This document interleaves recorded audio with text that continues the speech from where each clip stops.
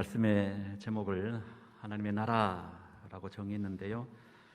오늘 또 마태복음 강해를 통해서 하나님의 나라라고 하는 개념들을 좀 정리할 필요가 있을 것 같고, 또 하나님 나라가 주어짐으로 인하여 받을 복들이 뭔가 라고 하는 개념적 차원에서 이 말씀을 중심으로 함께 은혜 나누고자 합니다. 예수님께서 공생애를 시작하시면서 가장 먼저 하신 말씀이 회개하라 천국이 가까이 왔느니라 라고 하는 하나님 나라 천국에 대한 말씀이셨습니다. 그리고 마지막 부활하시고 난 이후 승천하시기 전까지 부활의 몸으로 40일 동안 거하시면서 마지막 제자들에게 하셨던 말씀 역시도 하나님의 나라 천국에 대한 말씀이었다고 사도행전 2장은 그렇게 기록하고 있습니다. 뿐만 아니지요, 예수님 공생애 3년 가운데 하셨던 주된 3가지 사역, 먼저는 가르치는 사역, 두 번째 하나님 나라 천국에 대하여 전파하시는 사역, 세 번째가 모든 병과 약한 것을 고치시는 이 사역들이었습니다. 이 사역 가운데 중심된 사역은 하나님 나라 천국을 전파하는 사역이었다는 것을 지난주에 제가 말씀을 드렸죠. 특별히 하나님 나라 이 복음 천국을 전파하셨다라고 말씀하고 있는데요. 이것은 이제 오늘부터 시작되어지는 마태복음 5장 이후의 내용의 말씀을 통해서도 더욱 확인해 볼 수가 있습니다. 마태복음 5장, 6장, 7장은 소위 예수님께서 산에서 제자들에게 직접 가르쳐 주셨던 말씀이다 하여 산산수훈이라고 일컬어지는데요. 이 산산수훈의 가르침의 그 중심에도 뭐가 있느냐? 하나님 나라 천국이 있다고 하는 사실이에요. 그리고 이 8장과 9장에는 10가지의 기적의 사건이 나오는데요. 이 기적의 사건 또한 뭘 얘기하느냐? 바로 하나님 나라 천국이 이 땅 가운데 예수 그리스도를 통하여 이미 도래했다, 출범했다라고 하는 것들을 가시적으로 드러내고 나타나게 하기 위한 하나님 나라의 실제화로서의 이 10가지 기적들을 베풀었다, 이렇게 우리가 해석해 볼 수 있다라고 하는 겁니다. 그리고 오늘 이 산산수훈의 꽃이라고 불리는, 우리가 잘 알고 있는 이 팔복에 대한 이 말씀, 그 말씀의 중심에도 뭐가 있느냐? 우리 함께 볼까요? 먼저 팔복의 처음 복 3절입니다. 3절 같이 읽어봅니다. 시작.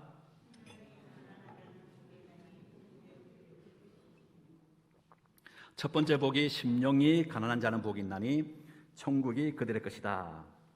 그러니까 팔복의 첫 복의 시작 또한 천국이 그들의 것이다 라고 하는 말씀을 통하여 천국으로 팔복이 시작되는 것을 우리가 보게 되지요. 그리고 마지막 8번째 복입니다. 10절입니다. 시작. 의를 위하여 박해를 받은 자는 복이 있나니 천국이 그들의 것입니다. 그럼 마지막 복 또한 천국에 대한 말씀의 복으로 마치고 있다는 거예요. 그러니까 팔복이 뭘 얘기하느냐? 천국으로 시작하여 천국으로 마치는 그런 어떤 복의 내용이라는 것을 우리가 보게 되죠. 그러니까 팔복의 내용 중심에는 무엇이 있느냐? 하나님 나라 천국에 대한 말씀으로 가득 차고 있다라는 것을 우리가 확인해 볼 수 있다는 거예요.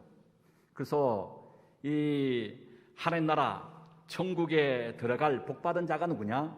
그들은 다른 사람이 아니라 심령이 가난한 자고 애통하는 자고 온유한 자고 의에 줄이고 목마른 자고 긍휼히 여기는 자고 마음이 청결한 자고 합평케 하는 자고 의를 위하여 박해를 받는 그들이 곧 천국에 들어갈 복받을 사람이다. 지금 이렇게 말하고 있다라고 하는 사실입니다. 이제 오늘 이 팔복에 대한 내용의 말씀들은 다음 주부터 하나하나 좀 살펴보고요. 오늘은 예수님께서 마지막 승천하시기 직전까지 전파하셨던 한 가지의 말씀, 하나님 나라 천국에 대하여 조금 생각해 보고자 합니다. 먼저 이 천국에는 크게 3가지 시제가 있다고 하는데요. 과거, 현재, 미래입니다. 첫 번째, 과거로서의 천국은 초림의 예수님으로 인하여 2000년 전에 이미 이 땅에 출범하고 도래하고 시작한 하나님 나라 천국이라고 하는 거예요. 현재로서의 하나님은, 그 도래한 하나님은 중간에 어디 단절되거나 끊겨진 것이 아니고 지금도 여전히 계속되고 있다는 거예요. 중요한 것은 그 계속되고 있는 하나님의 나라의 이 천국을 믿음의 성도인 오늘 우리가 얼마나 누리느냐라고 하는 것이죠. 그리고 세 번째는 미래로서의 하나님 나라인데요, 이것은 예수님께서 마지막 재림주로 이 땅에 다시 오심으로 인하여 완성될 하나님의 나라를 말합니다. 그러니까 지금 이미 초림의 주님으로 이 땅에 시작한 하나님의 나라와 장차 재림의 주님으로 완성될 하나님의 나라, 그 사이에 현재 우리는 살고 있음을 다시 한번 확인해 볼 수가 있습니다. 중요한 것은 주님이 재림하심으로 완성될 그 하나님의 나라를 바라보고 갈망하고 소망하는 것도 중요하지만 더욱 중요한 것은 현재 지금 이미 시작된 하나님의 나라를 내가 얼마나 누리느냐, 내가 얼마나 경험하느냐, 이것이 중요한 일인 줄로 믿습니다. 왜요? 하나님 나라는 이미 이 땅에 출범되어졌고 시작되어졌고 우리의 역사 가운데 침투하여 들어왔기 때문이에요.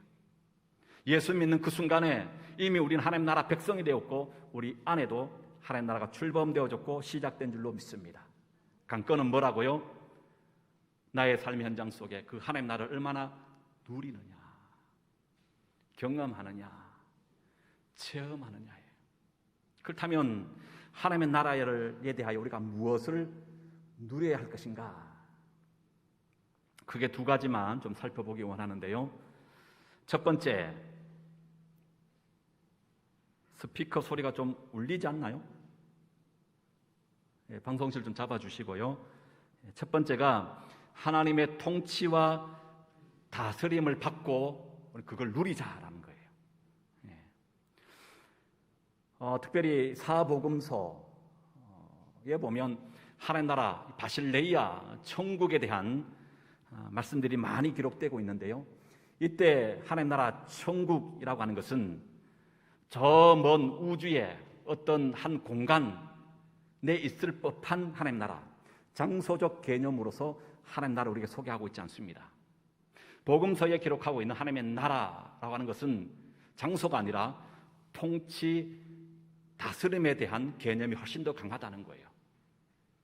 그럼 하나님의 나라, 누가 통치하시고 누가 다스리신다는 겁니까?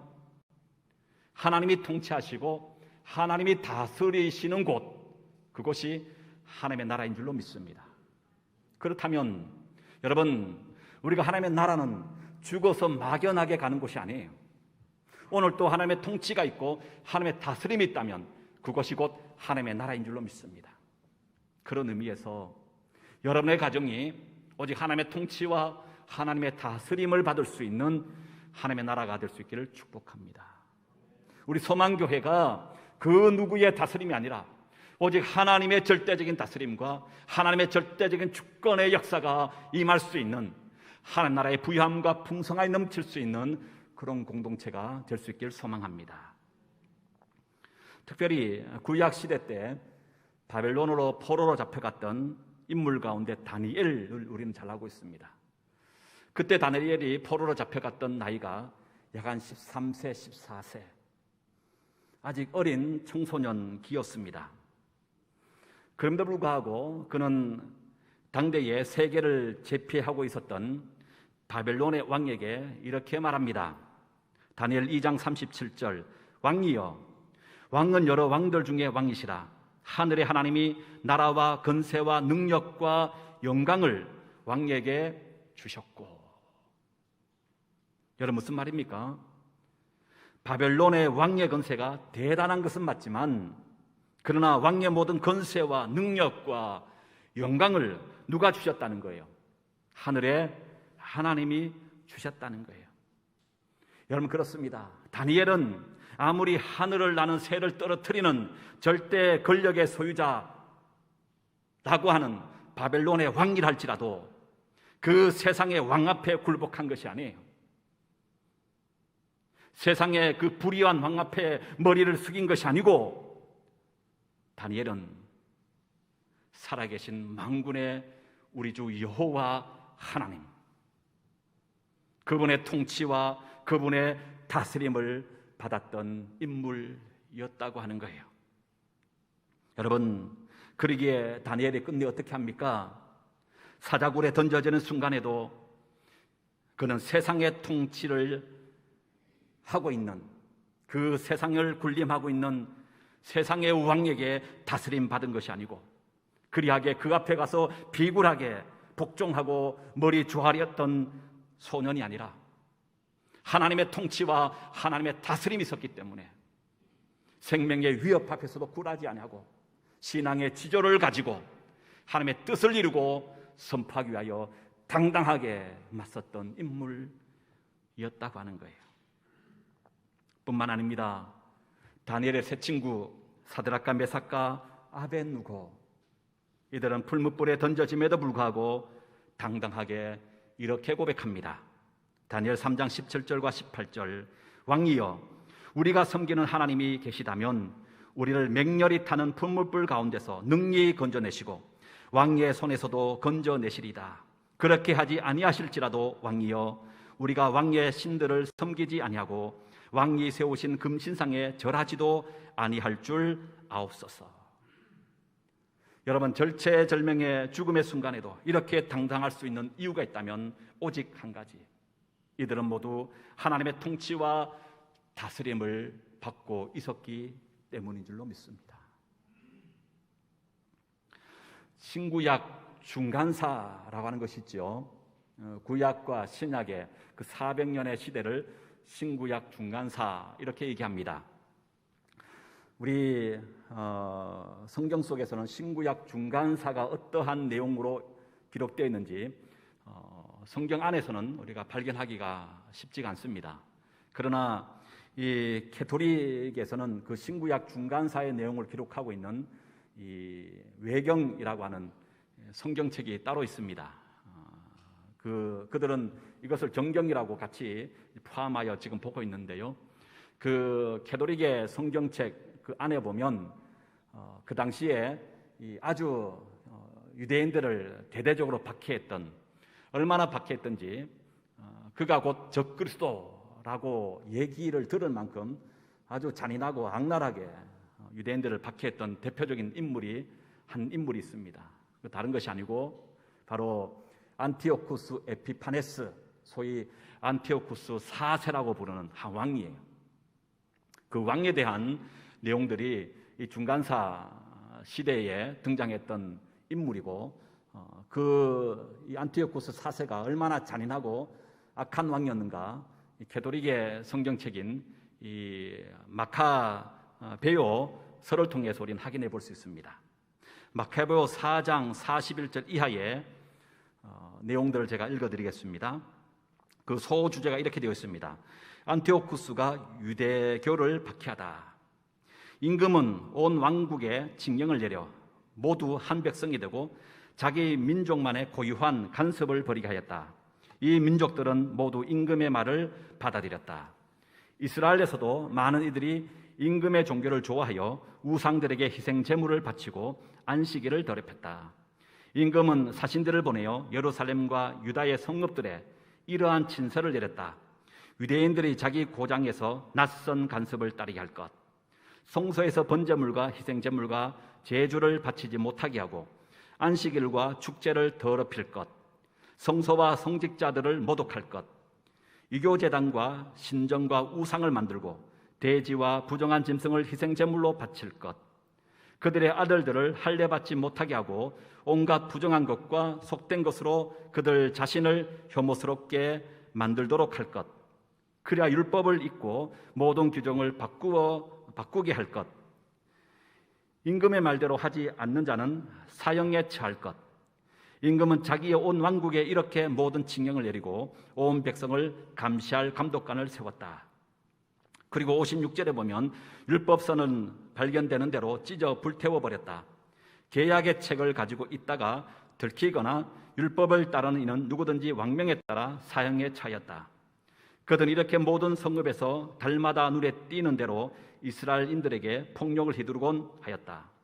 매달 25날에는 번제제단 위에 있는 단에서 희생 제물을 바쳤다. 제 아이들에게 할례를 베푼 부인들은 왕명에 따라 사형에 처하고 그 젖먹이들은 그들의 목에 매달았다. 그들의 집안 사람들과 또 아이들에게 할례를 베푼 이들까지 매달았다. 그러나 이스라엘에는 부정한 것을 먹지 않기로 굳게 결심한 이들도 많았다. 그들은 음식으로 더럽혀졌거나 거룩한 계약을 모독하느니 차라리 죽기로 작정하였다. 그리고 그렇게 죽어갔다. 여러분, 하나님의 통치와 다스림을 받는 사람의 특징이 뭡니까? 당당함이라고 하는 거예요. 불의 앞에 무릎 꿇지 아니하고 불의와 타협하지 아니할 뿐만 아니라 신앙의 지조를 끝까지 지키고 하나님의 뜻을 이루고자 하는 자인 것입니다. 세상에 굴하지 않는 자를 말합니다. 세상의 논리인 힘의 논리와 물질과 건세의 논리를 배격하고 영원한 하늘의 논리, 오직 믿음을 지키며 믿음으로 사는 자를 말합니다. 세상의 가치와 목적을 쫓지 않는 자를 말합니다. 땅의 것에 배불리하지 아니하고 오직 하늘의 것에 배불리하고자 하는 자를 말하는 것입니다. 두 번째, 지금 우리가 누려야 될 하나님 나라가 있다면 저는 그것이 기쁨과 평안이어야 한다고 봅니다. 제가 여러분들에게 몇 번 말씀드린 것 같은데요, 재미와 기쁨, 편안함과 평안이 있습니다. 하나님의 통치와 하나님의 다스림을 받는 하나님의 백성된 우리는 이 둘 사이에 무엇을 누리며 살아야 되는 겁니까? 재미가 아니라 기쁨인 줄 믿습니다. 편안한 삶이 아니라 평안의 삶을 누리는 자가 되어야 될 줄로 믿습니다. 소풍 가는 교회 매일 칼럼에 보니까 재미와 기쁨이란 제목으로 이런 글이 실려 있었습니다. 즐거움에는 두 가지 종류가 있습니다. 재미와 기쁨입니다. 어떤 사람은 재미를 통해, 어떤 사람은 기쁨을 통해 즐거움을 누립니다. 그러나 재미와 기쁨은 근본적으로 다릅니다. 재미는 주변 환경과 사람들에게 얻는 즐거움이지만 기쁨은 자신의 내면의 만족을 통해 얻습니다. 재미는 외부로부터 얻는 수동적 즐거움이지만 기쁨은 내면으로부터 쏟아나는 능동적인 즐거움인 것입니다. 재미는 일시적이지만 기쁨은 영원합니다. 재미는 육체를 즐겁게 하지만 기쁨은 마음과 영혼을 즐겁게 하는 것입니다. 재미는 사람에 따라, 환경에 따라 달라지지만 기쁨은 사람과 환경과는 상관이 없이 즐거워할 수 있는 것입니다. 그러므로 세상에서 얻은 즐거움은 대부분 재미이지만 신앙생활에서 얻는 즐거움의 대부분은 기쁨입니다. 사랑하는 여러분, 지금까지 우리의 신앙생활의 진정한 즐거움은 어디서부터 나왔을까요? 재미였을까요? 기쁨이었을까요? 어쩌면 우리 인생에 닥친 고난과 시련과 코로나가 지금까지 재미로 신앙생활을 하던 내 안에 가짜를 걸려준 것이 아닐까요? 오늘 또 하나님의 걸려진 채에 남아있는 기쁨의 신앙인이 되시기를 예수님의 이름으로 축원합니다. 여러분, 평안함과 기쁨, 여러분 이것도 마찬가지 아닐까요? 편안함과 평안이라고 하는 이 두 단어도 저는 마찬가지로 생각합니다. 돈만 있으면 우리는 오늘 또 언제든지 편안한 삶을 추구할 수 있습니다. 그러나 결코 돈으로 할 수 없는 것이 내면의 참된 평안인 줄로 믿습니다. 기쁨인 것이지요. 항상 기뻐하라. 하나님의 통치와 다스림을 받는 하나님 나라 백성된 우리가 이 땅에서 오늘 누려야 할 하나님의 복인 줄로 믿습니다. 말씀을 마치면서 우리가 즐겨 부르는 찬송가 가운데 438장 내 영혼이 은총 입어, 1절의 가사의 내용이 이렇습니다. 내 영혼이 은총 입어 중한 재짐 벗고 보니 슬픔 많은 이 세상도 천국으로 화하도다. 할렐루야 찬양하세. 내 모든 죄 사함받고 주 예수와 동행하니 그 어디나 하늘나라. 3절이 이렇습니다. 높은 산이 거친들이 초막이나 궁궐이나 내 주 예수 모신 곳이 그 어디나 하늘나라. 할렐루야 찬양하세. 내 모든 죄 사함받고 주 예수와 동행하니 그 어디나 하늘나라. 오늘은 교회 창립 32주년 기념 감사주일로도 지키고 있습니다.